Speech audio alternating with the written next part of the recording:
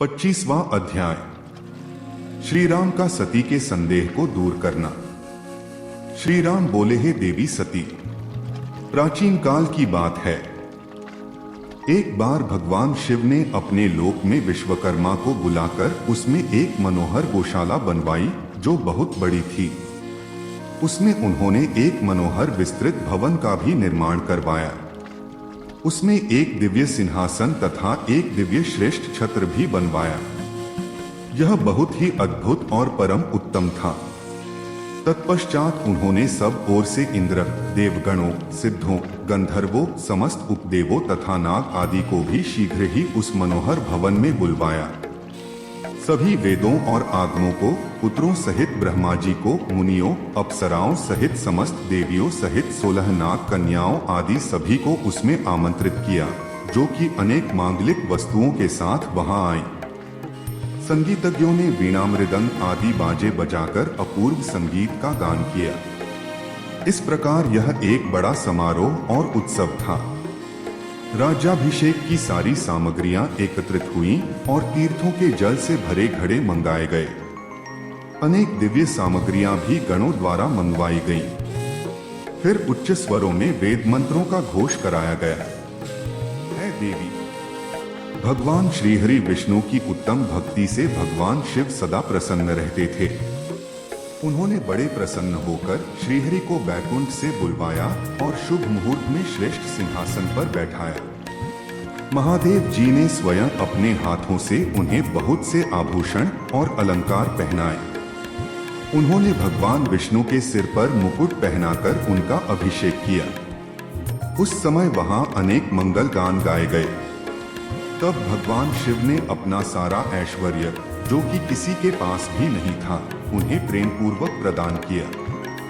इसके पश्चात भगवान शंकर ने उनकी बहुत स्तुति की और जगतकर्ता ब्रह्मा जी से बोले, हे लोकेश, आज से श्रीहरि विष्णु मेरे वंदनीय हुए। यह सुनकर सभी देवता स्तब्ध रह गए। तब वे पुनः बोले कि आप सहित सभी देवी देवता भगवान विष्णु को प्रणाम कर उनकी स्तुति करें तथा सभी वेद मेरे साथ साथ श्री विष्णु जी का भी वर्णन करें। श्री रामचंद्र जी बोले, हे देवी, भगवान शिव अपने भक्तों के ही अधीन हैं। वे अत्यंत दयालु और कृपानिधान हैं। वे सदा ही भक्तों के वश में रहते हैं। इसलिए भगवान विष्णु की शिव भक्ति से प्रसन्न होकर भक्तवत्सल शिव ने यह सब कुछ किया तथा इसके उपरांत उन्होंने विष्णु जी के वाहन गरुड़ध्वज को भी प्रणाम किया। तत्पश्चात सभी देवी देवताओं और ऋषि मुनियों ने भी श्रीहरि की सच्चे मन से स्तुति की। तब भगवान शिव ने विष्णु जी को बहुत से वरदान दिए तथा कहा, श्रीहरि, आप मेरी आज्ञा के अनुसार संपूर्ण लोकों के कर्ता, पालक और सहारक हों। धर्म, अर्थ और काम के दाता तथा बुरे अथवा अन्याय करने वाले दुष्टों को दंड तथा उनका नाश करने वाले हों। आप पूरे जगत में पूजित हो तथा सभी मनुष्य सदैव आपका पूजन करें। तुम कभी भी पराजित नहीं होगे।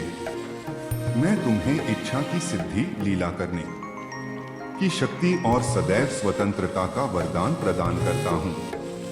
हे हरे, जो तुमसे बैर रखेंगे उनको अवश्य ही दंड मिलेगा।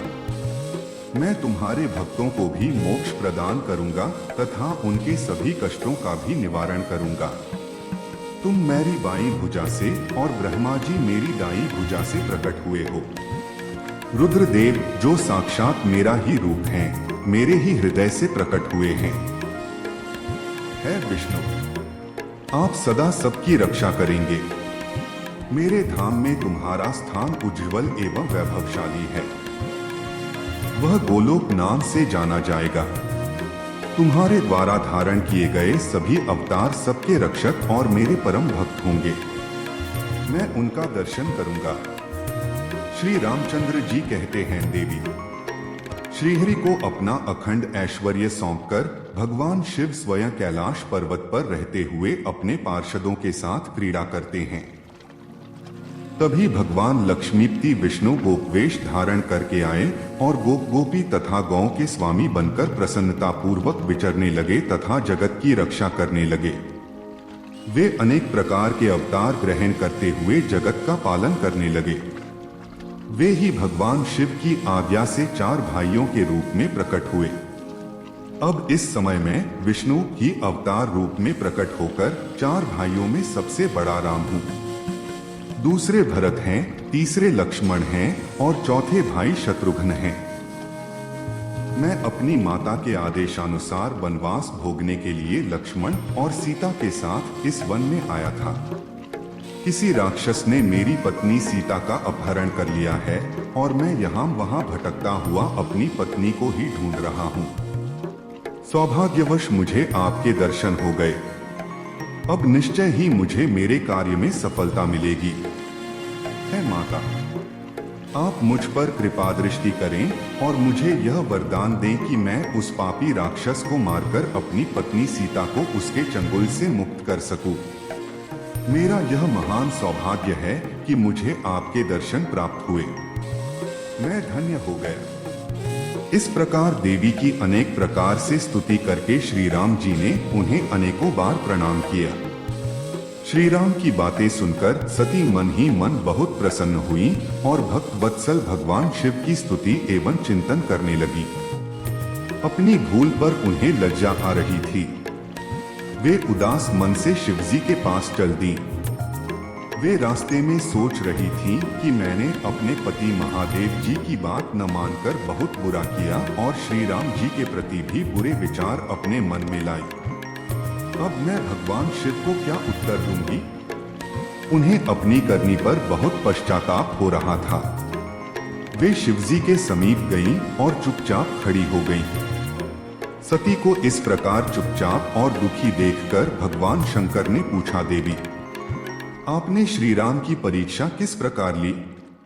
यह प्रश्न सुनकर देवी सती चुपचाप सिर झुकाकर खड़ी हो गईं। उन्होंने शिवजी को कोई उत्तर नहीं दिया। वे असमंजस में थीं कि क्या उत्तर दें। लेकिन महायोगी शिव ने ध्यान से सारा विवरण जान लिया और उनका मन से त्याग कर दिया। भगवान शिव ने सोचा, अब यदि मैं सती को पहले जैसा ही स्नेह करूं तो मेरी प्रतिज्ञा भंग हो जाएगी। वेद धर्म के पालक शिवजी ने अपनी प्रतिज्ञा पूरी करते हुए सती का मन से त्याग कर दिया। फिर सती से कुछ न कहकर वे कैलाश की ओर बढ़े। मार्ग में सबको, विशेषकर सती जी को सुनाने के लिए आकाशवाणी हुई कि महायोगी शिव आप धन्य हैं। आपके समान तीनों लोक में कोई भी प्रतिज्ञा पालक नहीं है। इस आकाशवाणी को सुनते ही देवी सती शांत हो गई। उनकी कांति फीकी पड़ गई। तब उन्होंने भगवान शिव से पूछा, हे प्राणनाथ, आपने कौन सी प्रतिज्ञा की है? कृपया आप मुझे बताइए। परंतु भगवान शिव ने विवाह के समय भगवान विष्णु के समक्ष जो प्रतिज्ञा की थी उसे सती को नहीं बताया। तब देवी सती ने भगवान शिव का ध्यान करके उन सभी कारणों को जान लिया जिसके कारण भगवान ने उनका त्याग कर दिया था। त्याग देने की बात जानकर देवी सती अत्यंत दुखी हो गई। दुख बढ़ने के कारण उनकी आंखों में आंसू आ गए और वह सिसकने लगी। उनके मनोभावों को समझकर और देवी सती की ऐसी हालत देखकर भगवान शिव ने अपनी प्रतिज्ञा की बात उनके सामने नहीं कही। तब सती का मन बहलाने के लिए शिवजी उन्हें अनेकानेक कथाएं सुनाते हुए कैलाश की ओर चल दिए। कैलाश पर पहुंचकर शिवजी अपने स्थान पर बैठकर समाधि लगाकर ध्यान करने लगे। सती ने दुखी मन से अपने धाम में रहना शुरू कर दिया। भगवान शिव को समाधि में बैठे बहुत समय बीत गया। तत्पश्चात शिवजी ने अपनी समाधि तोड़ी। जब देवी सती को पता चला तो वे तुरंत शिवजी के पास दौड़ी चली आईं। वहां आकर उन्होंने शिवजी के चरणों में प्रणाम किया। भगवान शिव ने उन्हें अपने सम्मुख आसन दिया और उन्हें प्रेम पूर्वक बहुत सी कथाएं सुनाई। इससे देवी सती का शोक दूर हो गया, परंतु शिवजी ने अपनी प्रतिज्ञा नहीं तोड़ी। हे नारद, ऋषिमुनि आदि सभी शिव और सती की इन कथाओं को उनकी लीला का ही रूप मानते हैं, क्योंकि वे तो साक्षात परमेश्वर हैं, एक दूसरे के पूरक हैं। भला उनमें वियोग कैसे संभव हो सकता है? सती और शिव वाणी और अर्थ की भांति एक दूसरे से मिले हुए हैं। उनमें वियोग होना असंभव है। उनकी इच्छाओं और लीलाओं से ही उनमें वियोग हो सकता है।